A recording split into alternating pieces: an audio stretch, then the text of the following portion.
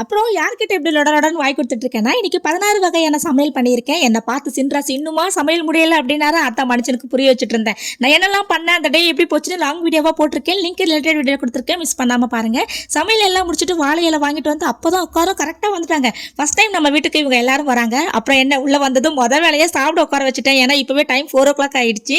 சாப்பிட ஸ்டார்ட் பண்ணும்போதுமே எல்லாரும் கேட்ட கேள்வி இவ்வளோத்தையும் நீ ஏன் பண்ணேன்னு. நம்ம வீட்டுக்கு வந்து சாப்பிட்டு போன எல்லாருக்குமே தெரியும், ஆஃபி வீட்டுக்கு போனால் அங்கே சமையல் டடலபடலாக தான் இருக்கும்னு. கண்டிப்பாக எல்லாரையும் திருப்திப்படுத்துற மாதிரி தான் என்னோட சமையலே இருக்கும். அது மட்டும் இல்லாமல் நானே இவங்க எல்லாரையும் ஒரு 10-12 வருஷம் கழிச்சு தான் பார்க்குறேன். அவங்களும் ரொம்ப பாசக்காரங்களா, பாசத்தை கொடுக்குற பரிசு கண்டிப்பாக அன்பு மட்டும்தான். அப்படி என்னோட ஸ்டைல் அன்பை சாப்பாட்டு மூலமாக தான் நான் காட்டுவேன். அதான் காட்டிட்டேன்.